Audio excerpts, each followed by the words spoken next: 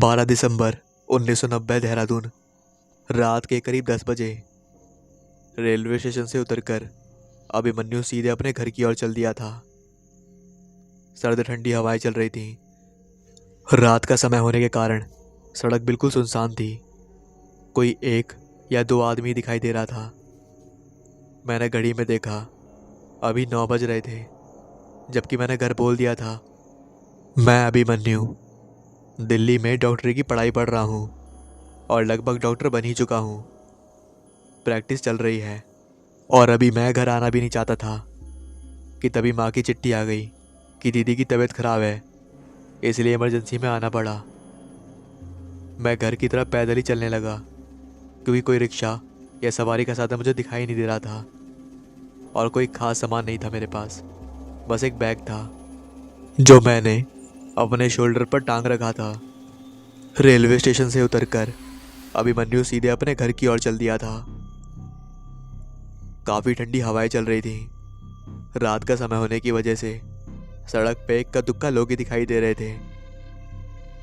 मैंने घड़ी में देखा तो अभी 9 बज रहे थे, जबकि मैंने घर पर बोल दिया था खत लिख के कि मैं 12 तारीख को करेक्ट रात के 9 बजे से पहले पहले आ जाऊंगा। लेकिन अभी तक कोई मेरे को लेने नहीं आया था। मैं अभिमन्यु दिल्ली में डॉक्टरी की पढ़ाई कर रहा हूँ और लगभग डॉक्टर बन ही चुका हूँ। अभी फ़िलहाल प्रैक्टिस चल रही है और अभी मैं घर आना भी नहीं चाहता था, लेकिन माँ की चिट्ठी मिलने पर मुझे यहाँ आना पड़ा। दरअसल माँ ने चिट्ठी में दीदी की तबीयत के बारे में लिखा था। उन्होंने कहा था कि उनकी तबीयत बहुत ख़राब है। मैं घर की तरफ पैदल चलने लगा क्योंकि कोई रिक्शा या सवारी का साधन मुझे दिखाई नहीं दे रहा था और कोई खास सामान था नहीं मेरे पास। बस एक बैग था जो मैंने अपने शोल्डर पर टांग रखा था। अभी मैं कोई 2 ही कदम चला था कि तभी मुझे एक भयानक चीख सुनाई दी। मैं सोचने लगा कि ये चीख कहाँ से आई है, क्योंकि यहाँ आसपास तो सिर्फ जंगल ही जंगल है और इतने घने जंगल में कौन जाएगा। मैं ये सोच ही रहा था कि शायद मुझे कोई वहम हुआ होगा कि तभी मुझे एक और चीख सुनाई दी। नहीं नहीं नहीं, ये मेरा वहम नहीं हो सकता। मुझे उसकी मदद करनी चाहिए, शायद कोई दिक्कत में है। और अभिमन्यु चीख की तरफ चल पड़ा। घने जंगल में वो चलता ही जा रहा था और चीख की आवाज़ अब उसको बिल्कुल करीब लग रही थी, जैसे बिल्कुल वो चीख के करीब ही हो। चीख इतनी तेज थी कि कोई आदमी डर सकता था और कमज़ोर दिल वाला मर भी सकता था। लेकिन अभिमन्यु डॉक्टरी की पढ़ाई कर रहा था और वो मरे हुए लोगों और लाशों का पोस्टमार्टम अपने सीनियर के साथ करता रहता था, इसलिए थोड़ा बहुत जो डर था वो निकल चुका था। और अभिमन्यु चीख की आवाज़ सुनकर उसको फॉलो करता हुआ एक कब्रिस्तान में पहुंचा। सर्दियों की रात और ठंडी हवाएं, साथ में कुत्तों के भौंकने की आवाज़ तक सब कुछ ठीक था। लेकिन इस चीखने की आवाज़ से अभिमन्यु को भी ठंडे में पसीने आ रहे थे। लेकिन चीख की आवाज़ आ कहाँ से रही है, ये सोचकर उसने कब्रिस्तान में प्रवेश किया और अब चीखने की आवाज़ बंद हो चुकी थी। चारों ओर कब्र कब्र और सन्नाटा छाया हुआ था। हवाओं की आवाज़ तक वो सुन सकता था। उसने हल्के से कदमों से अब वापस लौटना चाहा और जैसे ही वो जाने को पीछे मुड़ा, तभी उसे आवाज़ आई, मन्यु, कहाँ जा रहे हो? चलो खेलते हैं। और ये बोलकर फिर से वही चीख सुनाई दी। वो ये सुनकर अंदर तक हिल गया था। उसका पूरा शरीर पसीने पसीने हो चुका था कि तभी दोबारा वही आवाज़ सुनाई दी, मन्यु, क्या तुमने मुझे पहचान लिया? आह। अभिमन्यु एक टूटी उजड़ी कब्र के पास बैठ गया जिस पर लिखा था अकरम अहमद, 1965 से 1975। अकरम, अकरम, क्या ये तुम हो? और बोलकर अभिमन्यु उठा और भागने लगा। हाँ, अभी भी इतना खौफ है तुझे मन्नू? तू क्या समझता है कि तू इतनी रात को कब्रिस्तान कैसे आया? मैंने बुलाया तुझे, याद आया कुछ? अब से 15 साल पहले क्या हुआ था?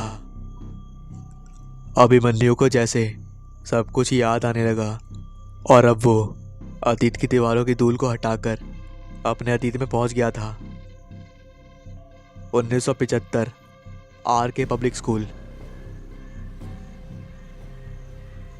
अभिमन्यु और अकरम दोनों ही बहुत ज़्यादा गहरे मित्र थे। स्कूल से घर आना और स्कूल को साथ जाना, दोनों ही एक दूसरे के साथ जाते थे। स्कूल के रास्ते में गहरा तालाब पड़ता था और ठीक उसके सामने एक खंडर नुमा टूटा मकान भी था। अभिमन्यु रोज अकरम से उस तालाब के पास चलने को कहता था, लेकिन अकरम ये बोलकर मना कर देता था कि यह तालाब शापित है। इसके अंदर जाने वाला कोई भी इंसान या जानवर किसी दूसरी दुनिया में पहुंच जाता है और ये तालाब उसकी रूह को अपने पास रख लेता है और खाली शरीर फेंक देता है। तू भी ना कैसी बच्चों ऐसी बातों पर यकीन करता है अकरम? अभिमन्यु ने मजाक बनाकर उस पर हंसा। अकरम चुप रहा और घर आ गया और अभिमन्यु भी ठीक दोपहर 2 बजे अपने घर पर पहुंचा और घर पहुंचते ही उसने माँ से कहा, माँ एक बात पूछूं आपसे? अभी ने माँ के पास लेटकर कहा, जी बेटा बोलो। माँ, वो जो हमारे स्कूल के रास्ते में तालाब पड़ता है वो क्या जान ले लेता है जो उसके पास जाता है? हाँ भी, मैंने भी यही सुना है, लेकिन तू उसके पास मत जाना और वो तालाब शापित है। अच्छा चल, अब होमवर्क कर और मुझे आराम करने दे। ये बोलकर माँ चली गई। अगला दिन स्कूल से लौटकर आते समय, चल अकरम उस तालाब के पास चलते हैं। पागल मत बन अभिमन्यु, वहां जाना मतलब मौत बुलाना है। अरे यार, हम पूरे 11 साल के हैं अकरम, हम अब बड़े हो गए हैं यार, और तू अभी भी डरता है? यार अभिमन्यु, मेरे माँ बाप बहुत गरीब हैं और एक छोटी बहन भी है, तू माना कर यार। तेरे पास तो बहुत पैसा है और मैं बोल रहा हूँ कि वो तालाब मौत का तालाब है। इसके बाद अभिमन्यु अकरम के साथ ज़बरदस्ती करने लगा और उससे बोला, चलना यार, तू भी पागल है। और ये बोलकर वो अकरम का हाथ पकड़कर तालाब की तरफ ले गया। तालाब के पास जाकर अभिमन्यु तालाब के पानी पर हाथ मारकर पानी को उछालने लगा। अकरम चीख कर कहता है, अभिमन्यु यार, तू ये क्या कर रहा है? चल जल्दी चल यहाँ से। अभिमन्यु ने अपना हाथ छुटा लिया और दूसरे हाथ से अकरम को तालाब में धक्का दे दिया। अकरम को धक्का इतनी तेज लगा कि वो अपने आप को संभाल नहीं पाया और तालाब में गिर गया। अभिमन्यु अभी भी हंस रहा था। अकरम के मुंह में पानी घुस चुका था और धीरे धीरे तालाब उसको अपने अंदर ले रहा था और अकरम के हाथ मदद के लिए चीख रहे थे। अभिमन्यु को अब अपनी गलती का एहसास हुआ और वो अकरम को बचाने के लिए उसके डूबते हाथ को पकड़ना चाह रहा था और उसने खूब कोशिश करी, लेकिन अकरम का हाथ ऐसा डूबा कि फिर कभी दिखाई नहीं दिया। अभिमन्यु रोता हुआ घर आ गया और अभिमन्यु को रोता देखकर उसकी माँ ने उससे पूछा, क्या हुआ, क्यों रो रहा है? अभिमन्यु ने रोते हुए सारी बात बता दी, जिसको सुनकर उसके माँ के होश उड़ गए। उसकी माँ को अभिमन्यु की हरकत बिल्कुल भी पसंद नहीं आई, लेकिन वो भी क्या करे, आखिर अभिमन्यु था तो 11 साल का बच्चा ही। दूसरी तरफ अकरम की अम्मी जुनैरा बहुत ज़्यादा परेशान थी क्योंकि इतनी देर हो गई थी, अकरम घर नहीं लौटा था। उसने अपने शौहर असलम से अकरम का पता करने के लिए अभिमन्यु के घर भेजा। अभिमन्यु की माँ ने डर की वजह से अकरम के अब्बू से बोल दिया कि अभिमन्यु आज अकेला ही आया है। जब मैं मार्केट से लौट रही थी तो ये मुझे मिल गया था और मेरे साथ आ गया, और अकरम अपने घर चला गया होगा, फिर बाकी मुझे नहीं पता। बेचारा असलम घर वापस आ गया। अब रात के 10 बज चुके थे और पूरा गांव अकरम को ढूंढ रहा था, लेकिन अकरम जब होता तब मिलता। अगली सुबह रामदेव दूध बेचने जा रहा था कि तभी उसको तालाब के निकट कोई दिखा जो लेटा हुआ था। पास जाकर देखा तो वो चौंक गया। अरे, ये तो अकरम पिटवा है। और रामदेव ने भागकर ये बात अकरम के घर बता दी। पूरा गांव आ गया और अकरम की लाश को उसके घर ले गया। अकरम की माँ बहुत ज़्यादा रो रही थी और पिता और उसकी छोटी बहन जो करीब 6 साल की थी वो भी रो रही थी। कोई पास खड़ी औरत बोल रही थी, अकरम की रूह तालाब ने निकाल ली और उसे बाहर फेंक दिया। ये तालाब शापित है। अकरम को दफन कर दिया गया और अभिमन्यु को उसकी माँ ने अगले दिन ही उसके मामा के यहाँ भेज दिया, दिल्ली। अभिमन्यु अब गाँव नहीं आता था। आता भी तो बहुत कम, बल्कि ना के बराबर। वो धीरे धीरे वक्त के साथ ये बात भूल चुका था और आज रात जब वो देहरादून वापस आया था तो खौफ की ये रात उसको बहुत डरावनी लग रही थी। कब्रिस्तान में अभिमन्यु बैठा रोने लगा और अपनी गलती की माफ़ी मांगने लगा। अकरम हंसने लगा और हंसकर बोला कि काश तू उस दिन मुझे ऐसे तालाब में धक्का ना देता और काश मैं भी जिंदा होता और अपने अम्मी अब्बू और छोटी बहन का खूब ध्यान रखता, लेकिन तूने मुझे धक्का देकर अच्छा नहीं किया था। अब तू नहीं बचेगा। अकरम की रूह ने अभिमन्यु को एक पेड़ से लटका दिया और उसे फांसी दे दी। अगले दिन अभिमन्यु की लाश तालाब के किनारे पड़ी मिली। कोई समझे या ना समझे, लेकिन अभिमन्यु की माँ समझ चुकी थी कि ये काम अकरम ने किया है और उसने आखिर अपनी मौत का बदला ले ही लिया। दरअसल ना गलती अभिमन्यु की थी ना अकरम की, गलती थी उम्र की। मजाक मजाक में बचपने में हम कभी कभार वो काम कर देते हैं जिसका खामियाजा हमें आगे जाकर भुगतना पड़ता है।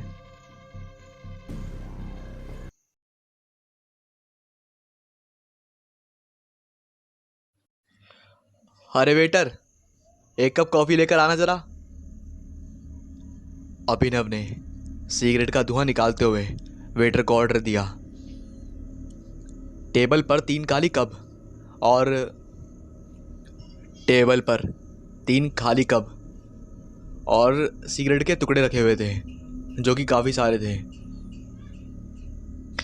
हाँ, मुझे पुलिस जांच पर विश्वास नहीं रहा। अब हमें कुछ करना होगा, अभिनव ने बेचैनी से कहा।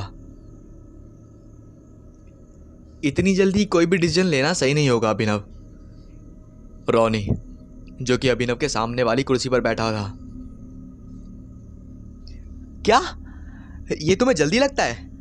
3 महीने हो गए हैं रोनी, और अब तक पुलिस कुछ भी जांच नहीं कर पाई है। पर अभिनव, पुलिस हत्यारों को खोज रही है ना? और मैंने सुना है थाने का वो नया इंस्पेक्टर, क्या नाम है उसका? हाँ पता है, जुगल जोशी। हाँ, जुगल जोशी। उसे ही गोविंद और सुधांशु की जांच सौंपी है। मैंने सुना है वह पहले सीबीआई में था। वह उसने काफ़ी बड़े बड़े केस उलझाए हैं। वह हमारे केस में भी सच का पता लगा कर रहेगा। अरे रोनी, पर हमारा केस अलग है। रोनी, ऐसी हत्या कोई आम हत्या नहीं कर सकता। रोनी मेरे भाई, ऐसी हत्या कोई आम हत्यारा नहीं कर सकता। शरीर देखा था तूने हमारे भाइयों का? उस पल को याद करके रोनी और अभिनव सिहर उठे।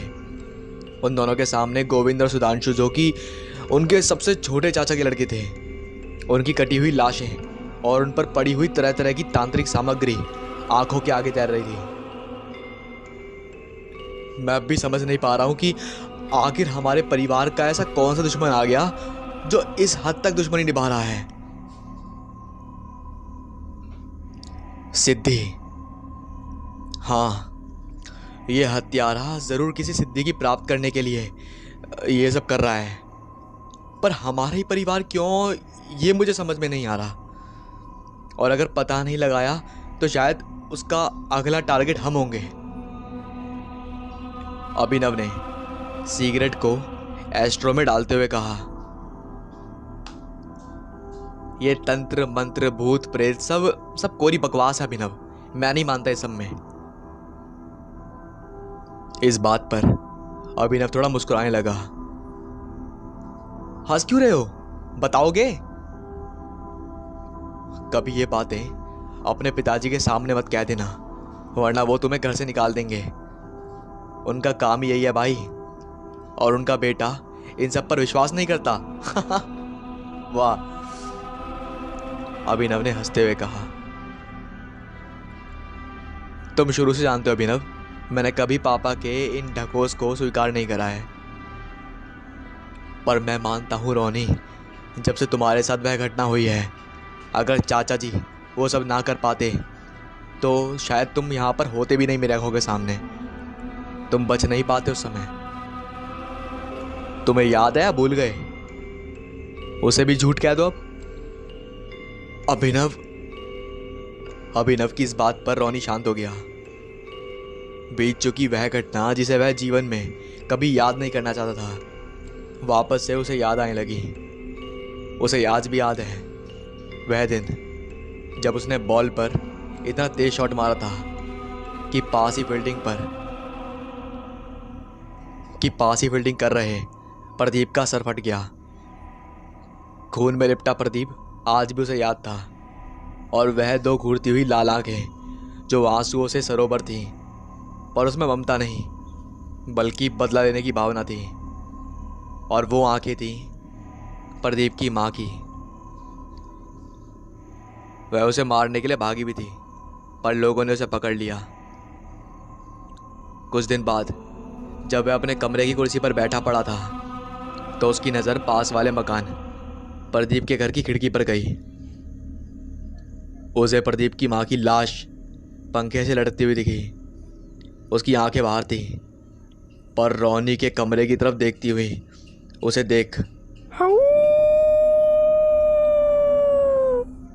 उसे ही देख रही थी। वहां पर देखकर वो बेहोश हो गया। जब उसकी आंख खुली तो उसका परिवार उसके बिस्तर को घेरे खड़ा था। माँ उसके सिराने बैठी थी और उसके सिर को सहला रही थी। रोनी के पिताजी घनश्याम के सिर पर लकीरें खींची थी। वह शायद रोनी के बेहोश होने के भविष्य से ज्यादा प्रभावित थे। वो समझ चुके थे कि भविष्य में कोई तूफान आने वाला है। खैर, उन्हें ज़्यादा इंतज़ार नहीं करना पड़ा, और इसके लिए उन्हें ज़्यादा इंतज़ार भी नहीं करना पड़ा। 2 दिन बाद ही रोनी अपनी टेबल पर बैठा था और वहाँ पर बैठकर वो पढ़ रहा था। उसने जैसे ही पानी पीने के लिए अपनी बोतल उठाई और पानी पीने के बाद जब बोतल टेबल पर रखी तो अकस्मात ही उसकी आंखों के सामने प्रदीप के घर की खिड़की पर कुछ उसे दिखा। वह कमरा जिसमें प्रदीप की मां ने आत्महत्या करी थी, वो पूरा का पूरा अंधेरे से लिपटा हुआ था, लेकिन कमरे के आगे चौक में लाइट जल रही थी, जो शायद उनका कोई रिश्तेदार हो। उसे लगा कि शायद उसका कोई रिश्तेदार होगा जो हर शाम केवल अगरबत्ती और दीपक जलाने आता था और जलाकर छोड़ गया था। रोनी की आंखें खिड़की पर लगातार टिकी हुई थी। तभी कुत्ते की भयानक रोने की आवाज ने माहौल को भयानक बना दिया। इस आवाज ने रोनी को एकदम से जगा दिया। उसने अपने कमरे की लाइट बंद करी और रजाई में लगभग भागता हुआ सा घुस गया। डरते डरते उसे पता ही नहीं चला कि उसे कब नींद आ गई। तूने मेरे प्रदीप को मारा है, अब मैं तुझे भी अपने साथ ले जाऊंगी। प्रदीप की माँ एक भयानक रूप लिए रोनी की तरफ बढ़ रही थी। उसके लंबे हाथ रोनी को पकड़ने लगे थे कि तभी रोनी की आंख खुल गई। वह पसीने से पूरा लथपथ था। उसने घड़ी में टाइम देखा तो रात के 3 बज रहे थे। उसका गला भी सूख रहा था। पानी की बोतल टेबल पर रखी थी। अपने बिस्तर से उठकर उसने टेबल पर रखी बोतल उठाई और पूरा पानी गट गट करके पी गया। उसने ठान रखा था कि वह अब सामने वाले मकान की खिड़की की तरफ किसी भी हालत में नहीं देखेगा, पर उसकी नज़र फिर से सामने की खिड़की पर अनजाने ही पड़ गई। कमरे में अंधेरा था, पर चौक की लाइट अभी भी जल रही थी। पर अब कमरे में कुछ हलचल होते हुए दिख ही रही थी। पर अचानक से कमरे में कुछ हलचल होते हुए दिखी। डर की जगह अब जिज्ञासा ने ले ली थी। रोनी की आंखें छोटी हो गई क्योंकि वह चश्मा लगाना भूल गया था। सो उसने आंखों पर जोर दिया कि तभी एक साया जिसके बाल पूरी तरह से बिखरे हुए थे वो खिड़की में से रोनी की तरफ झांक रहा था। चौक में लाइट थी पर कमरे में नहीं, इसलिए वह साया साफ नहीं था, पर देखकर लग रहा था कि प्रदीप की माँ थी। रोनी के हाथ से बोतल छूट गई और वह वहीं बेहोश हो गया। उस दिन के बाद से रोनी बीमार रहा। उसे सपने में और हर जगह बस प्रदीप की माँ का साया ही दिखने लगा। उसका शरीर मरने जैसा हो गया था। उसके शरीर को देखता था उसके शरीर को देखकर लगता था कि कोई उसका दिनों दिन रक्त पी रहा है। रोनी इतना डर गया था कि उसने उस रात की बात को किसी को बताया भी नहीं। घनश्याम जी अपने बेटे को यूं तिल तिल मरते हुए देख नहीं सकते थे। वह एक पंडित तो थे ही, पर अब उन्होंने अपने बेटे को बचाने के लिए तंत्र विद्या का सहारा लेने का शुरू कर दिया। वह जानते थे कि हो ना हो ये सब बदले से भरी हुई वह आत्मा ही कर रही थी। और आखिर उनकी मेहनत रंग लाई और रोनी की तबीयत धीरे धीरे सुधरने लगी और कुछ महीनों के बाद वह एकदम स्वस्थ हो गया। घनश्याम जी ने उस मकान को भी जल्दी जल्दी खाली कर दिया। तभी धड़ाम की रोनी की आवाज़ आई। तभी धड़ाम की आवाज़ रोनी को वापस कैफ़े में ले आई। वेटर ने किसी पर कॉफ़ी गिरा दी थी और वह आदमी उससे हाथापाई पर उतर आया था। कैसे लोग हैं यार, रोनी ने उनकी तरफ देखते हुए कहा। अभिनव अभी भी सिगरेट का धुआं आसमान में उड़ाते हुए कहीं खोया हुआ सा था। क्या हुआ, क्या सोच रहे हो?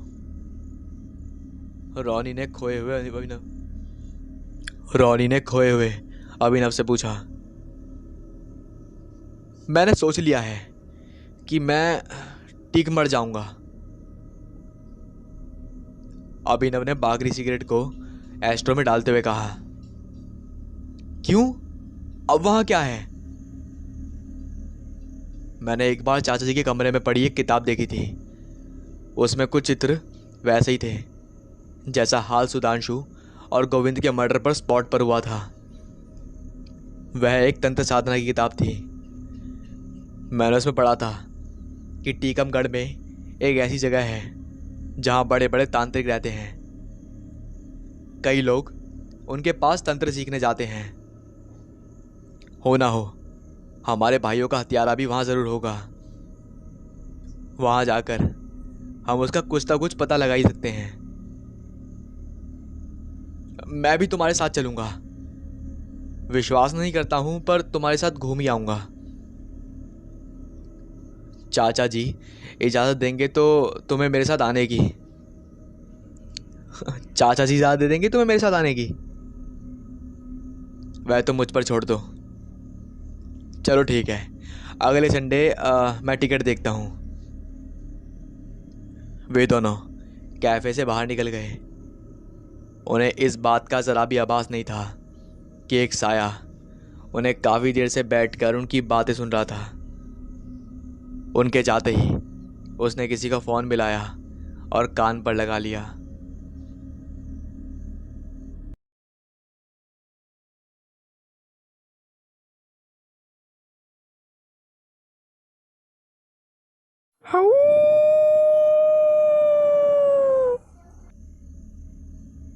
आज जो मैं आपको कहानी सुनाऊंगी वो बिल्कुल सत्य घटना पर आधारित है जो मेरे साथ हुई थी।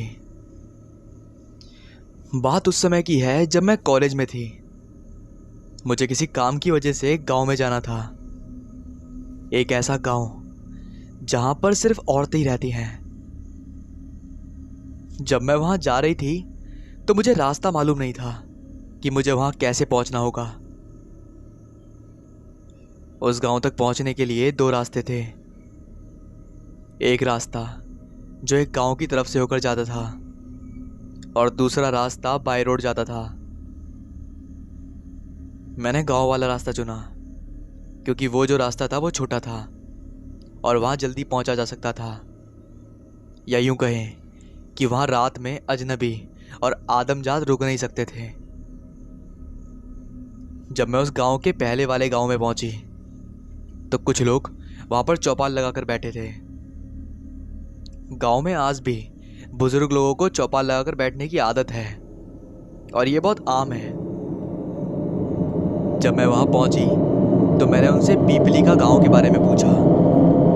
मेरे सिर्फ इतना पूछने पर वहां पर बैठे लोग एक दूसरे की शक्ल ऐसे देखने लगे जैसे मैंने उनसे कुछ गलत पूछ लिया हो। और उनमें से एक बुजुर्ग ने मेरे से कहा, बेटा वहां तुम्हें क्यों जाना है? वहां ना जाओ तो तुम्हारी ज्यादा भलाई है। इसके बाद मैंने उन्हें बताया, काका मेरा वहां जाना जरूरी है।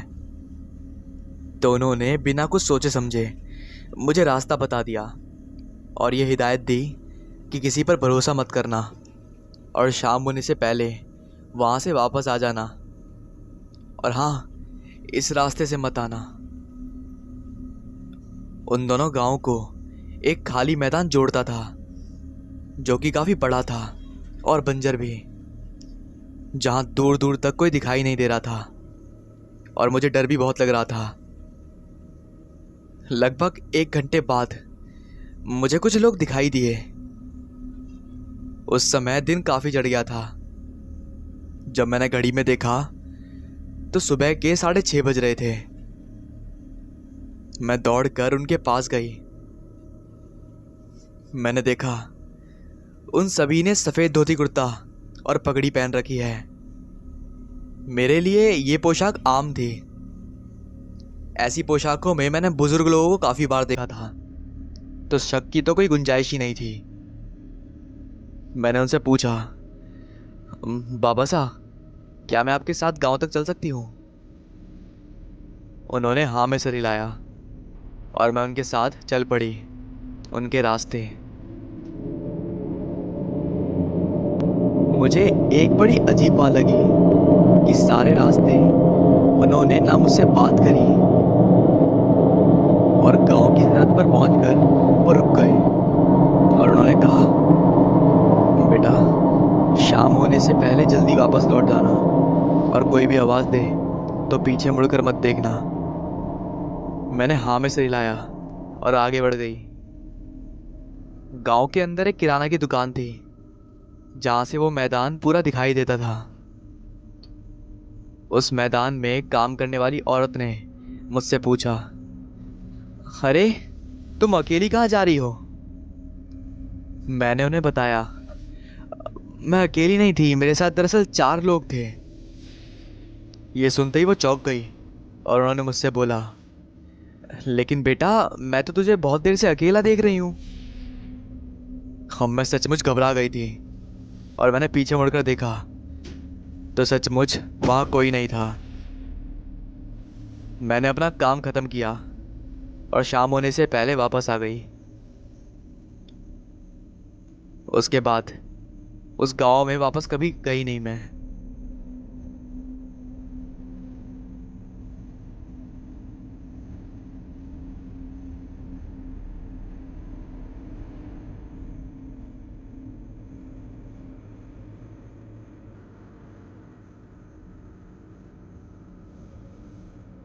और उसके बाद उस गांव में वापस मैं कभी गई नहीं, क्योंकि मैं समझ गई थी अब तक जो भी मुझसे मिले थे वो प्रेत थे।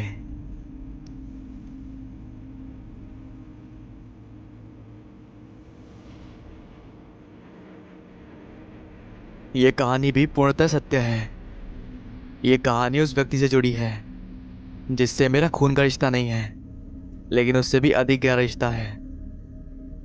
कौन सा रिश्ता, ये आपको कहानी के माध्यम से पता लगेगा। ये बात उन दिनों की है जब मैं 10वीं क्लास में पढ़ती थी और मेरे पिताजी को हार्ट अटैक हुआ था और उन्हें आनन फानन में अस्पताल में भर्ती करवाना पड़ा। जब मैं स्कूल से वापस लौटी तब मुझे ये ज्ञात हुआ कि पिताजी अस्पताल में भर्ती हैं। मैंने बैग घर पर रखा और उनसे मिलने निकल पड़ी। जब मैं वहां पहुंची, मैंने अपने पिताजी को देखा। उन्हें वेंटिलेटर पर रखा गया था और मेरी माँ की आंखों में आंसू थे। वो काफ़ी ज़्यादा स्ट्रेस में थी और पास ही खड़ा हुआ युवक जो उन्हें देख रहा था, जो उन्हें धीरज बांध रहा था, जिसने सफ़ेद कोट पहन रखा था। आपको शायद ये लग रहा होगा कि वह एक डॉक्टर था, लेकिन नहीं, वो डॉक्टर नहीं, एक कंपाउंडर था। ये कहानी उन्हीं के बारे में है। कुछ समय हम वहाँ पर रुके। जब डॉक्टर साहब विजिट पर आए तो उन्होंने हमें वहाँ से जाने के लिए कह दिया और कहा सिर्फ एक व्यक्ति ही उनके साथ रुक सकता है। तो मम्मी ने कहा कि वह पापा के साथ वहीं रुकेंगी। लगभग 2 दिन तक तो सब कुछ सही रहा, लेकिन तीसरे दिन उनकी भी तबीयत खराब होने लगी। उस समय उस कंपाउंडर ने मदद का हाथ बढ़ाया। उन्होंने पापा जी का बेटे से बढ़कर ख्याल रखा। वैसे पापा के लिए खाना घर से ही जाता था, लेकिन एक दिन जब मैं खाना लेकर पहुंची तब पापा जी ने कहा बेटा कल से 2 टिफ़िन लेकर आना, मेरे और रौनक के लिए। मैंने खाना लगाने के लिए कहा तो उन्होंने कहा जब रौनक आ जाएगा मैं तभी खाऊंगा, अब तुम चली जाओ। दरअसल पापा जी का उनसे गहरा लगाव हो गया था। घर परिवार की बातें भी उनके बीच में ही होती थी। उसी में पता चला कि उनके अलावा उनका एक छोटा भाई और माता पिता हैं जो कि गांव में रहते हैं और वो यहाँ रूममेट के साथ रहते हैं। पापा जी को 10 दिन बाद छुट्टी मिल गई थी और हम उन्हें वापस घर ले आए थे। रौनक भैया भी कभी कभी पापा जी का हालचाल पूछ लिया करते थे। जब रक्षाबंधन पर वह हमारे घर आए तब पापा के कहने पर हमने उन्हें राखी बांधी, जिसके साथ ही एक पवित्र रिश्ते की शुरुआत हुई। समय पंख लगाकर बीतता गया। लगभग 2 साल बीत चुके थे। फिर वह घटना घटी जिसे सोचकर आज भी सारा का सारा परिवार सहम जाता है। रौनक भैया के साथ ही एक अंकल भी काम करते थे। भैया के स्वभाव से सब परिचित थे। वह किसी के भी काम को मना नहीं करते थे। उन अंकल जी की 2 बेटी थी। बड़ी का नाम स्वाति जो कि 12वीं में पढ़ती थी और छोटी सुमन जो कि 10वीं में थी। एक दिन की बात है, स्वाति अचानक ही स्कूल के बाद अस्पताल में आ गई अपने पापा के साथ घर जाने के लिए। उसे पता नहीं था कि उसके पापा को ज़रूरी काम है, वो अभी उसके साथ नहीं जा पाएंगे। रमेश अंकल ने रौनक भैया से पूछा कि क्या वो स्वाति को घर छोड़ सकते हैं। उन्होंने हाँ कहा और उसे छोड़ने चल दिए। अभी वह अस्पताल से बाहर निकले ही थे कि उनकी स्कूटी को किसी बाइक वाले ने पीछे से टक्कर मार दी। भैया तो फुटपाथ पर गिरे, लेकिन स्वाति रोड के बीच जाकर गिरी। सामने से एक जीप बड़ी ही तेज रफ्तार में आ रही थी, जिसने पलक झपकते ही स्वाति को कुचलकर अपना कदम आगे बढ़ाया। भैया को तो कुछ चोटें आई थी, लेकिन स्वाति इस दुर्घटना के बाद बच नहीं सकी। भैया को अस्पताल में भर्ती करवाया गया। कुछ दिन बाद उन्हें छुट्टी मिल गई, लेकिन उस हादसे ने उनके दिल और दिमाग पर गहरी छाप छोड़ती थी। वह अक्सर नींद में चलते हुए हादसे वाली जगह पर पहुंच जाते और वहां पहुंचकर वो बेहोश हो जाते। ऐसा उनके साथ हर रात होता। एक दिन माँ ने उन्हें घर पे बुलाया और रात में घर पर ही रुकने को कहा और उनके सोने के बाद दरवाजे को बाहर से ताला लगा दिया। लेकिन अगले दिन फिर वह उसी हादसे वाली जगह पर बेहोश मिले। सुबह जब माँ पापा ने उनसे पूछा तो वो फूट फूट कर रोने लगे। माँ पापा को उनकी ऐसी हालत देखी नहीं गई। उन्होंने उन्हें तबादला करवाने की सलाह दी। भैया ने उनकी सलाह मान ली और अगले दिन ही ट्रांसफ़र की अर्जी दे दी और कुछ दिनों की छुट्टी लेकर अपने गांव चले गए। जब वे अपने गांव में पहुंचे तो उनकी माँ ने उनसे सारी जानकारी पूछी। तब उन्होंने अपनी माँ को सारी बातें बताईं। और गांव में अक्सर ऐसा माना जाता है कि जो गांव के लोग होते हैं वो इन चीज़ों को जल्दी भांप लेते हैं। उनकी माँ ने बिना सोचे समझे अपने पास वाले घर में जो तांत्रिक पंडित जी रहते थे उनके पास उन्हें ले गई, जो कि काफ़ी पुराने पंडित जी थे, जो कि तंत्र विद्या और सारी साधनाएं जानते थे। उन्होंने जब भैया की शक्ल देखी उसी से वो भाप गए कि इनके ऊपर ज़रूर किसी प्रेत का साया है। और जब उन्होंने सारी कहानी सुनी तब उन्होंने भैया को कुछ करने को बोला।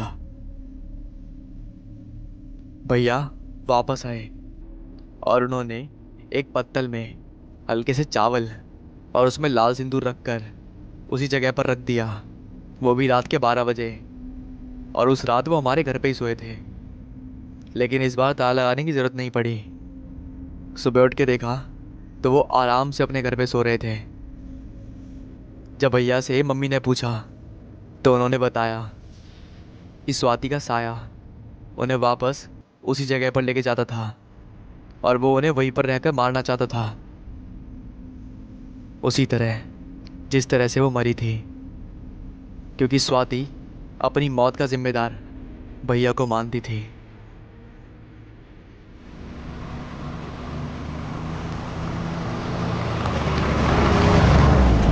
आधी रात होने में अभी काफ़ी समय बचा था। एक शहर से बाराती बारात लेकर जा रहे थे, लेकिन दूल्हा घोड़ी पर ना होकर कार में अपने दोस्तों के साथ था। असल में उनकी मंजिल काफ़ी दूर थी, सो उन्होंने घोड़ी को एक छोटी सी ट्रक में रखा था कि जब थोड़ा नज़दीक पहुंचेंगे तो फिर घोड़ी से जाएंगे। लगभग 6-7 कार आगे, उनके पीछे 2 बस और सबसे पीछे दूल्हा अपनी कार में आ रहा था। कार के अंदर अमर, निहाल और नीरज तीनों दोस्त थे और अंकुश जो कि दूल्हा था और कार भी वही चला रहा था। सिगरेट का धुआं पूरे सराउंडिंग्स में उड़ रहा था। तभी अमर ने कहा, अरे भाई साहब, अब तो आपकी शादी हो जाएगी। अब से कुछ समय बाद परिवार, बाल बच्चे, और आप उनके और वो आपकी हो जाएंगी और बस हम किसी तरह जी लेंगे। अमर की आंखें नशे में आधी लाल हो चुकी थीं और वो ऐसे बड़बड़ाया जा रहा था। नीरज ने कहा, अबे तुमको मना किया था ना, ज्यादा मत पियो, भाई की शादी है, अब क्या क्या पक रहा है। नीरज थोड़ा गुस्से में बोला।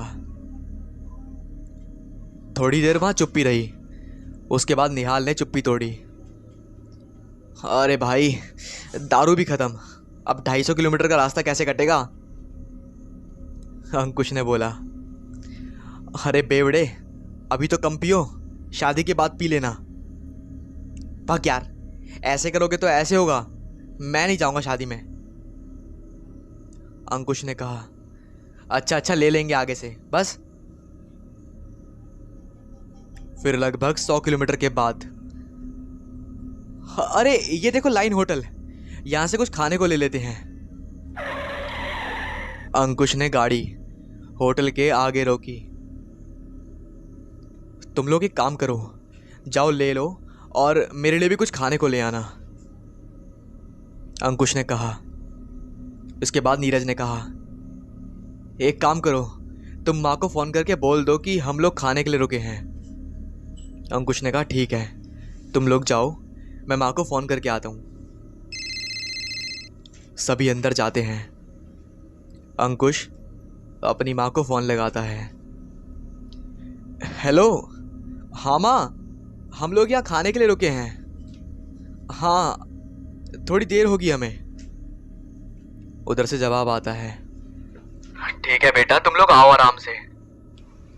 फिर अंकुश बोतल से पानी पीने लगता है और कुछ सोच में डूबा रहता है। तभी नीरज आता है। क्या हुआ, माँ से बात हुई? हाँ, माँ ने बोला कि आराम से आओ। अच्छा, खाने का ऑर्डर दे दिया? हाँ, वो लोग तो बैठे हैं, मुझे सुसु आ रही थी तो मैं आ गया। अरे हाँ, लग तो मुझे भी रही है, चल करके आते हैं। फिर दोनों सड़क के उस पार जाते हैं। इधर होटल के अंदर, अरे भैया, कितनी देर लगेगी? भैया, दरअसल थोड़ा टाइम लगेगा। क्या है ना कि अभी ज़्यादा कोई है नहीं यहाँ पकाने वाला, तो फिलहाल हम लोग ही काम कर रहे हैं। तभी अमर ने कहा, अरे यार, ये लोग कहाँ रह गए यार, ये क्यों नहीं आए अब तक? निहाल ने बोला, चिल ब्रो, आते ही होंगे। वैसे भाई, तुझे अंकुश को वैसा नहीं बोलना चाहिए था। भाई की शादी है, उसने कभी हमें कुछ कहा नहीं। अब तो उसे हमारे सपोर्ट की ज़रूरत है ना। हाँ भाई, तू ठीक कहता है, मैं थोड़ा सेंटी हो गया था तो इतना सब बोल दिया। अमर की आंखों में आंसू आ गए थे। इधर बाहर नीरज कहता है, भाई अमर की बात का बुरा मत मानियो। क्या है ना कि वो अतीत में जी रहा है। तो तभी अंकुश कहता है, हाँ यार, मैं भी काफ़ी मिस करता हूँ पुराने दिनों को, हमारी दोस्ती को। ऐसा लगता है कि जैसे कल ही हुआ हो। कोई नहीं, समझ सकता हूँ। अरे हाँ, वो बताना भूल गया, मेरे बैग में एक दारू की बोतल और पड़ी है, और वो मैं बताना भूल गया था। और तभी उनको थोड़ी दूर में झाड़ियों में सरसट की आवाज़ आती है। काफ़ी अजीब तरह की सराहट थी वो। दोनों ये सुनते ही थोड़ा डर जाते हैं, फिर सोचते हैं कि शायद जंगली जानवर होंगे।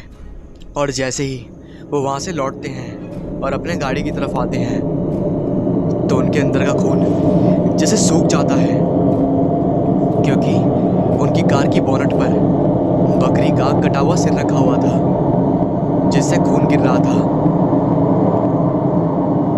अंकुश चौंक गया था। नीरज ने कहा, रुक रुक, मैं किसी को बुला के लेके आता हूँ। फिर अमर मालिक को बुला लाता है और उसके साथ साथ दो बावर्ची भी आ जाते हैं। अरे ये तुमने तो नहीं किया? नहीं साहब, हमने नहीं किया, हम लोग ऐसा क्यों करेंगे? ये सुनते ही अंकुश इधर उधर देखता है। उसे वहां पर सीसीटीवी कैमरे लगे हुए दिखाई देते हैं। अरे कैमरा, ये कैमरा चलता है ना? हाँ साहब, चलता है ये। तभी अमर कहता है, चलो फिर फुटेज चेक करते हैं। फिर सारे के सारे कैमरे की तरफ जाते हैं और वहां का फुटेज चेक करते हैं। वो फुटेज कुछ इस प्रकार थी। एक पतला सा इंसान जैसी चीज, जो कि अपने साथ बकरी की लाश पकड़ी थी, वो वहां पर आई और उसका गला फाड़ दिया और उसका खून पीने लगी। उसकी चमड़ी हल्की सफ़ेद सफ़ेद या और हल्की हल्की काली काली थी। उसके सर के बाल नहीं थे। और जैसे ही उसने अंकुश और नीरज को अपने और आते हुए देखा, तो फौरन वहां से ट्रक के ऊपर से छलांग मारकर वो झाड़ियों में लुप्त हो गया। सभी के सभी वो वीडियो देखकर हैरान हो जाते हैं। अंकुश वो वीडियो लेकर अपने मोबाइल में डाल लेता है। फिर सबके सब चुपचाप खाना खाने लगते हैं। सबके सब शांति रहते हैं। फिर नीरज माहौल में चुप्पी तोड़ता है, अरे चलो जल्दी खा लो, फिर गाड़ी भी धोनी है। फिर सब शांत हो जाते हैं और खाना खाकर गाड़ी को पानी से धो देते हैं। और फिर सब आगे के सफ़र के लिए निकल जाते हैं। फिर से वही काला हाईवे और आसमान में चमकता चांद और कार की बीम से रोड साफ दिख रही थी और किनारा हल्का लेकिन लगातार दिख रहा था और कार में एक अजीब सी खामोशी थी। बाहर की ठंडक कार के अंदर लग रही थी। थोड़ी देर बाद अंकुश चुप्पी तोड़ता है। चलो गाइस, यहाँ से नक्सली वाला एरिया चालू होता है और जिसको भी टॉयलेट करना है तो कर लो। अरे हाँ, वो दारू भी है बैग में, मैं बताना भूल गया था, तुम लोग अभी पी लो। नीरज ने कहा। हाँ भाई, वो देखो सामने मैदान है, वहीं बैठ जाते हैं। अंकुश कहता है। हाँ भाई, वैसे भी दारू पीते हुए गाड़ी चलाना काफी रिस्की है। सभी हामी भर देते हैं। फिर गाड़ी को मैदान में लगाकर सब पीने बैठ जाते हैं। बाहर चांदनी रात है और हवा भी चल रही है। रम और विस्की का एक एक पैग अंदर गर्माहट दे रहा था क्योंकि काफी ठंड थी। और पीते पीते अमर ने कहा, भाई बहुत मजा आ गया, पेट भी भर गया और दारू भी, वाह। फिर कुछ रुक कर बोला,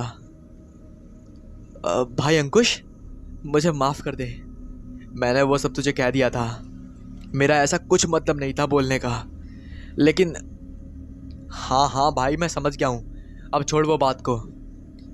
अरे चलो थोड़ी देर आराम कर लो, फिर निकलेंगे आगे के लिए। फिर सब गाड़ी में आराम करते हैं। अमर और निहाल सो जाते हैं। उनको काफी गहरी नींद आ रही थी। नीरज भी सो जाता है। बस यहां पर इधर अंकुश जगह होता है।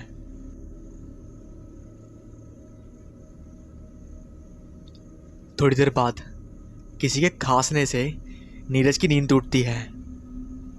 वो आंख मलते हुए देखता है कि अंकुश गाड़ी के बोनेट पर बैठा हुआ है। फिर नीरज उतरता है और अंकुश के कंधे पर हाथ रखता है। अरे उठ गया तू? लेकिन अंकुश कुछ जवाब नहीं देता। अंकुश? और अंकुश पीछे पलटता है।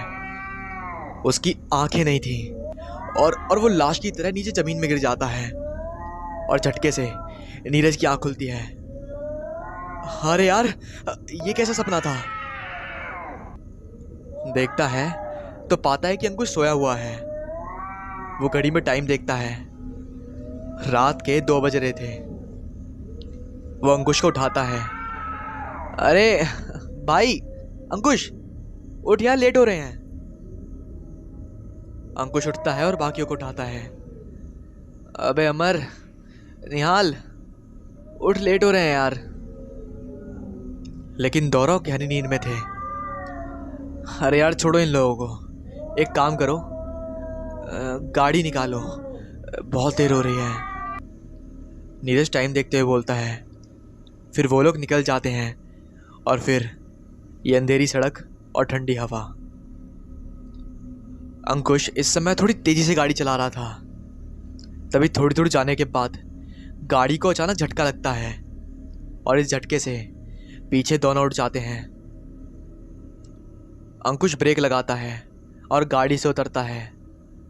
साथ में नीरज भी गाड़ी से उतर जाता है और पीछे जाकर देखता है। वहां वही काली बकरी बिना सर वाली मरी रहती है। दोनों चौंक जाते हैं। तभी अमर कहता है, अरे यार, ये लोग गाड़ी से बाहर क्या कर रहे हैं? जा जल्दी बुला कर ला इन्हें। नीरज कहता है, हाँ तो रुक, मैं बुलाकर लाता हूं। और निहाल भी गाड़ी से उतर जाता है।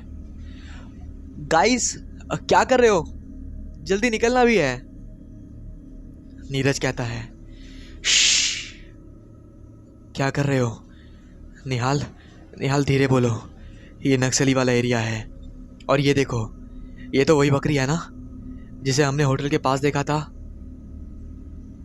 तभी निहाल फुसफुसाता है, गाइस, वहां देखो कोई खड़ा है। सभी उस ओर देखते हैं। वहां कोई खड़ा है। हाईवे के बीच में उनसे थोड़ी दूर उनको ही घूरते हुए उसकी आंखें किसी भेड़िए की तरह चमकती हैं और वो धीरे धीरे उनकी तरफ आता है। तीनों जैसे भैंसे जम जाते हैं। अंकुश कहता है, गाइस भागो यहाँ से। फिर तीनों पलक झपकते ही भागते हुए कार में जाते हैं। सभी उस चीज को देखते हैं। अंकुश उसे मिरर में देखता है कि वो चीज उनको देखती है और बकरी के लाश को मुंह में दबाकर झाड़ियों में लुप्त हो जाती है। सबका नशा जिसे उतर सा गया हो। सब चुपचाप डर से खामोश बैठे हैं। बाहर की ठंडक और भी ज्यादा बढ़ चुकी है। हवा भी चल रही है, लेकिन डर से अंदर भी वही महसूस हो रही है। और अंकुश इस समय पूरी स्पीड में कार चला रहा है। सभी के सभी चुपचाप बैठे हैं। किसी की कोई आवाज भी नहीं निकल रही। अमर ने कुछ बोलने के लिए कोशिश करी, लेकिन उसके मुंह से भी आवाज नहीं निकली।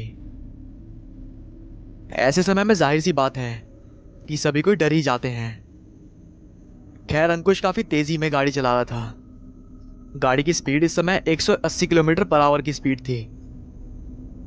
तभी निहाल चुप्पी तोड़ता है। अंकुश अंकुश धीरे चला, डर लग रहा है यार। काफी तेजी चला रहा है यार तू। अंकुश बस एक नजर उसको देखता है और फिर आगे देखने लगता है। नीरज कहता है, स्लो डाउन यार, धीरे करो, बहुत स्पीड में जा रहे हो। नीरज फिर सेम बात थोड़ी ऊंची आवाज में कहता है। अंकुश को ध्यान आता है और वो ब्रेक कसकर दबा देता है। गाड़ी चीखती हुई बीच सड़क पर रुक जाती है। टायर से हल्का धुआं निकलने लगता है। अंकुश के हाथ कांपने लगते हैं। उसने कसकर स्टीयरिंग को पकड़ रखा था। तभी अमन अंकुश के कंधे पर हाथ रखता है। भाई भाई क्या हुआ? अंकुश हल्का सा डर जाता है। नीरज कहता है, भाई भाई तू ऐसे क्यों बिहेव कर रहा है? क्या हुआ? मानते हैं कि हमने उसके चीज को देखा है, अब थोड़ा सा हिम्मत रखो यार। अंकुश तुरंत गाड़ी से उतर जाता है। ये इलाका थोड़ी खुली जगह थी। बगल में ही मैदानी इलाका था और सामने भी छोटी सी नदी थी और छोटी सी नदी के आगे पहाड़ थे। आसमान में चांद चमक रहा था। हवा भी हल्की लेकिन लगातार चल रही थी। ठंड और ज्यादा बढ़ गई थी। अंकुश पैदल चलते हुए नदी के किनारे जाता है और चुपचाप पानी में चांद के बिंब को देखता है। इधर कार में, ओए नीरज जा तू उसे देख, हम लोग गाड़ी को रोड के किनारे लगाते हैं। नीरज उतरकर अंकुश के पास जाता है। अमर और निहाल भी गाड़ी किनारे लगाकर आ जाते हैं। अब चारों चुपचाप खामोशी से नदी और सामने पहाड़ को देखते हैं। इस बार अंकुश चुप्पी तोड़ता है। पता नहीं वो क्या था, लेकिन सोचने वाली बात यह है कि हमने उसे होटल के फुटेज में देखा था और वो इतनी दूर इतनी जल्दी कैसे पहुंच गया। माफ करना अगर किसी को मैंने डरा दिया तो। मैं थोड़ा सा डर गया था। जब भी उस चीज को देखता हूँ या महसूस करता हूँ तो मेरा दिल धड़क जाता है। मैं अपने आप पे काबू नहीं कर पा रहा। पता नहीं वो क्या है। निहाल ने कहा, नहीं भाई सब ठीक है, सब ठीक है। सामने का नज़ारा देख कितना मस्त है ना। हाँ यार, आई विश हम लोग ऐसा दोबारा कर पाए। दरअसल निहाल उसका ध्यान भटकाना चाहता था ताकि वो उस चीज़ के बारे में ना सोचे। तभी अमर घड़ी पर नज़र डालता है तो रात के 3 बज रहे थे। चलो जल्दी, 3:30 बजे से पहले हमें पहुंचना है, वरना पक्का बहुत डांट पड़ेगी। फिर सभी के सभी कार में बैठकर जाते हैं। तभी अंकुश का फोन आता है। फोन अंकुश की माँ का था। हेलो बेटा, कहाँ हो? कहाँ इतनी देर हो गई तुम्हें? बस माँ पहुंचने ही वाला हूँ। फिर कुछ देर में वे लोग पहुंच जाते हैं। देखते हैं कि सब कोई रेडी है, बाराती, उसके घर वाले, सभी कोई। अंकुश की माँ अंकुश के पास आती है और बोलती है, अरे कहाँ थे बेटा इतनी देर? और ये तुम लोगों की हालत कैसी है? आंटी, वो होटल में थोड़ी देर हो गई खाना खाते हुए। अच्छा अंकुश तू जा, जल्दी तैयार होकर आ, बस अभी निकलना है। फिर सभी कोई तैयार होकर बाराती लेकर लड़की वालों के घर पहुंचते हैं। उनका जोर शोर से स्वागत किया जाता है और बस सब कुछ हो जाने के बाद सभी कोई बात करते हैं। लड़की वाले कहते हैं, अच्छा सुनिए, अभी आप लोग सब आराम कर लीजिए, काफ़ी थक गए हैं। और फिर शादी की शुरुआत हम लोग सुबह में करते हैं। आइए सब लोग खाना खा लीजिए। फिर सभी कोई खाना खाने के बाद सोने चले जाते हैं। ये चारों दोस्त छत में बैठे सिगरेट पीते पीते नीचे कभी लाइट्स को देखते हैं तो कभी सोते हुए सभी लोगों को। नीरज कहता है, भाई साहब, यहाँ किसी को पता ही नहीं कि रास्ते में हमारे साथ क्या हुआ। अगर किसी को बता देंगे तो पता ही नहीं क्या रिएक्शन होगा। अंकुश कहता है, पागल हो गया क्या? किसी को कुछ मत बताइयो, शादी हो जाने दे पहले, उसके बाद बात करेंगे। क्या मत बताओ? लड़की की आवाज़ सुनकर सभी हड़बड़ा जाते हैं। सभी मुड़ते हैं तो देखते हैं कि वहाँ अंकुश की होने वाली दुल्हन प्रिया खड़ी है। अंकुश कहता है, अरे प्रिया तुम यहाँ सोई नहीं तुम? प्रिया कहती है, अरे क्या बताऊँ, नींद ही नहीं आ रही है, सोचा कि तुम लोग से मिल लूँ। छोड़ो ये सब बातों को, तुम लोग क्या बात कर रहे थे? कौन? हम लोग क्या बात कर रहे थे? कुछ भी तो नहीं। प्रिया कहती है, देखो झूठ तो मत बोलो, मैंने काफ़ी बात सुन ली है, सच सच बताओ क्या बात है। चारों एक दूसरे का मुंह ताकते हैं। फिर अमर कहता है, सुनो वो असल में, और वो सारा किस्सा सुना देते हैं। फिर प्रिया कहती है, तो ये बात है, और यही बात कर रहे थे तुम लोग। खैर जो भी हो, अब तुम लोग सो जाओ, जल्दी कल पता नहीं कितने बजे प्रोग्राम चालू होगा। मैं भी जाती हूँ, बाय। और प्रिया चली जाती है। सभी कोई अमर को देखते हैं। क्या? अब मैंने क्या किया? उसने पूछा तो बता दिया।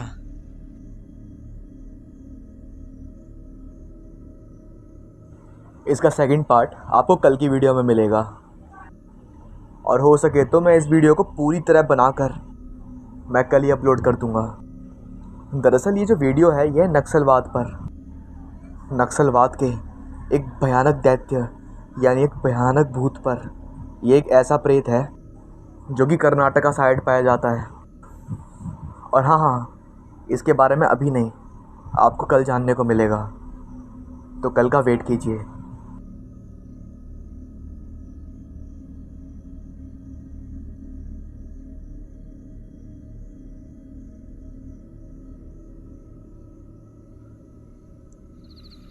छुपा काबरा यानी कि बकरियों का खून पीने वाला। 90 के दशक में इस जानवर की दहशत पूरे अमेरिका और साउथ अमेरिका में फैली चुकी थी। छुपागरा नामक ये जानवर रातों रात सैकड़ों जानवरों को मारकर उनका खून पी जाता था। गवाह के मुताबिक छुकाबरा 3 से 4 फीट ऊंचा एक जानवर, जिसके शरीर पर बाल नहीं थे और उसके त्वचा खुदखुदरी थी। इसके चेहरे पर बड़ी बड़ी 2 आंखें थीं जो रात के वक्त लाल या पीले रंग में चमकने लगती थीं, और उसके जबड़े में कई नुकीले दांत थे जिनकी मदद से ये अपने शिकार को दबोच लेता था और अपने नुकीले दांतों से बने गड्ढों से अपने शिकार का ये सारा खून पी जाता था। इसीलिए छुपा काबरा से बने शिकारों के शरीर में खून की एक बूंद नहीं होती थी। कहा जाता है कि छुपा काबरा के पिछले पैर बड़े और शक्तिशाली थे, जिनकी मदद से वह तेजी से दौड़ा करता था। इसकी छलांग सबसे ऊपर थी, मतलब कि ये एक छलांग में काफ़ी ज़्यादा दूर कूद सकता था। अच्छा वैसे ये जो छुपा काबरा है ना, ये कई राज्यों में पाया गया है। मतलब कि ये असम में भी पाया गया है, और ऐसा नहीं है कि ये विदेशों में ही पाया जाता है। इसकी कहानियाँ हमारे मणिपुर में भी प्रचलित हैं। मणिपुर के कुछ लोगों का मानना था कि उनके राज्य में भी छुपा काबरा अपना कहर बरसा रहा है। मणिपुर के विष्णुपुर और निथाली नामक इलाके में जानवरों की रहस्यमयी मौतें हो रही थीं, और इसलिए मणिपुर राज्य में डर और दहशत का माहौल बन चुका था। ऐसे में कुछ ऐसे घटित होता है जिसके बाद मणिपुर राज्य का दिल दहल उठता है। 2018 मणिपुर का जंगल केईबुल लामजाल नेशनल पार्क, विष्णुपुर। एक आदमी बेतहाशा दौड़े जा रहा था। जोरों की बारिश हो रही थी, लेकिन वह आदमी बिना कुछ सोच समझे बेतहाशा बस दौड़े जा रहा था। ऐसा लग रहा था जैसे इसके ऊपर या इसके पीछे कोई मौत भाग रही हो। वह दौड़ते दौड़ते पत्थर से जाकर टकराया और धड़ाम से नीचे गिर पड़ा। नीचे गिरने की वजह से उसे बहुत ज़्यादा चोटें आईं और उसके हाथ कट गया और वहाँ से खून टपकने लगा। वह डर के मारे और ज़्यादा घबरा गया। वह अपना एक हाथ उस चोट के ऊपर रखते हुए फिर से दौड़ के भागने लगा। उसकी हालत बहुत ज़्यादा ख़राब थी। किसी तरह लड़खड़ा कर वह खड़ा हुआ और हड़बड़ा कर फिर से भागता रहा। भागते वक्त वह बार बार पीछे मुड़कर देख रहा था, जैसे कि वह किसी मौत से पीछा छुड़ाकर भाग रहा हो। भागते भागते वह एक पेड़ के पीछे छुप गया और जोर जोर से हाँफने लगा। हाँफते हाँफते वह उस पेड़ के साथ ठेस लगाकर खड़ा रहा और फिर इधर उधर देखने लगा। फिर जब उसने देखा कि जब कुछ शांत हो गया, तो उसने पेड़ से ठेस लगाकर घिसकर वहीं पेड़ के नीचे बैठ गया और सुस्ताने लगा। लेकिन उसे क्या पता था, ये शांति आने वाले तूफान के आगे की शांति है। कुछ देर बाद सुस्ताने के बाद उसे लगा कि उसके कंधे पर कुछ टप टप करके कोई तरल पदार्थ गिर रहा है। अंधेरा होने की वजह से उसे कुछ समझ नहीं आया, तो उसने उस पानी जैसे पदार्थ को हाथ लगाकर देखा कि आखिर ये चीज़ क्या है। जब उसने उसे हाथ लगाया तो वह बहुत ही चिपचिपा सा लगा। तो उसने सोचा कि ये चीज़ क्या है। ये देखने के लिए जैसे ही उसने अपना सर ऊपर की तरफ किया, तो वह एकदम जम सा गया। उसके तो होश ही उड़ गए थे। वह भागना चाहता था पर भाग नहीं पा रहा था, जैसे उसका शरीर किसी ने बांध कर रख दिया हो। उसने देखा कि एक अजीब सा जानवर ठीक उसके सिर के ऊपर झूल रहा है और उसके मुंह से लार टपक रहा है। अंधेरा और बारिश के चलते वह ठीक से उसे देख नहीं पा रहे थे, लेकिन ये परेशानी भी थोड़ी देर बाद दूर हो गई। बारिश थम गई थी, आसमान भी साफ हो गया था। आसमान में गोल चांद साफ साफ दिखाई दे रहा था। वह रात पूर्णिमा की थी। रात की रोशनी पूरे जंगल में फैल रही थी। उस रोशनी से उस आदमी ने उस अजीबोगरीब जानवर को देखा, और उसे देखने के बाद उसके मुंह से बस एक ही शब्द निकला, छुपा काबरा। उसके बाद वह जानवर उसके ऊपर लपक गया और उसका खून पीने लगा, और उस आदमी के बस एक ही चीख निकलती है, और वह भी उस जंगल में कहीं गुम हो गई। अगले दिन सुबह को जंगल में एक रेस्क्यू फॉरेस्ट गार्ड वहाँ से गुजर रहा था। थोड़ी देर बाद उसकी नज़र उस रात वाले आदमी पर गई। उसे देखकर उसकी चीख निकल गई। वह आदमी का शरीर में से जगह जगह मांस खाए हुए थे, और उस आदमी के शरीर में खून की एक बूंद नहीं थी। ये देखकर उसका मुंह फटा का फटा रह गया, और उसकी मुंह से एक ही बात निकली, राजीव सर। वह आदमी एक रेस्क्यू फॉरेस्ट ऑफिसर था, जो हाल फिलहाल ही मणिपुर के उस जंगल में ट्रांसफ़र होकर आया था। लेकिन उसे क्या पता था कि ये जगह उसके लिए शाप बन के रह जाएगी और उसे निकल जाएगी।